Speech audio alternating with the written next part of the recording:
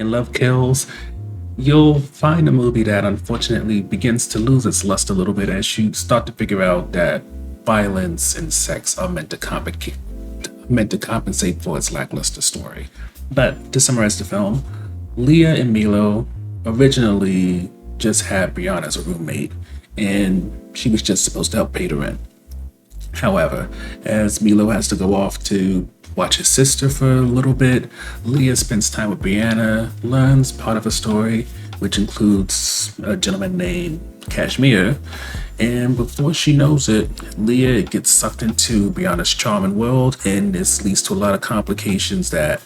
change the dynamic of the apartment. So, getting to the review section, when it comes to Love Kills, this is definitely one of those sex sells type of films where watching Leah and Brianna's chemistry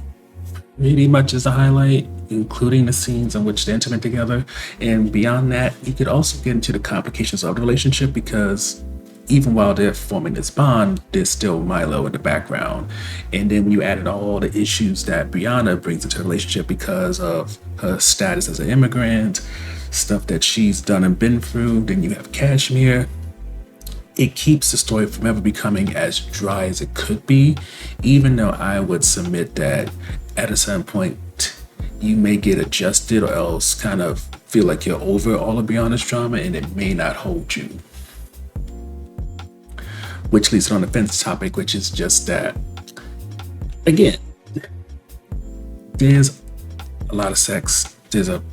decent amount of violence, and the drama that Brianna brings allows for this to happen. But I wouldn't say it's a notable hook. It's something that's definitely going to draw your interest for a moment, especially during certain scenes. But being that Leah is a submissive character who doesn't really bring anything to the film, Brianna has an interesting story that, again, can quickly lose its luster.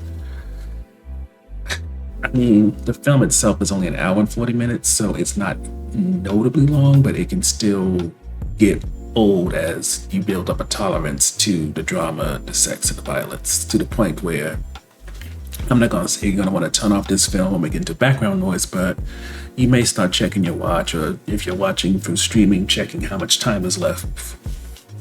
But overall,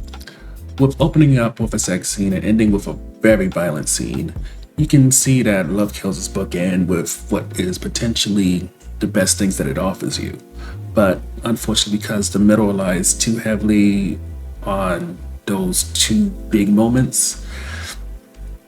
it's easy to see this more as content for a streaming platform to say, hey, we got something new for you to watch, rather than this be something that is worth replay, telling people about that you have to see this, or it doing anything for the actors involved or the people behind the camera.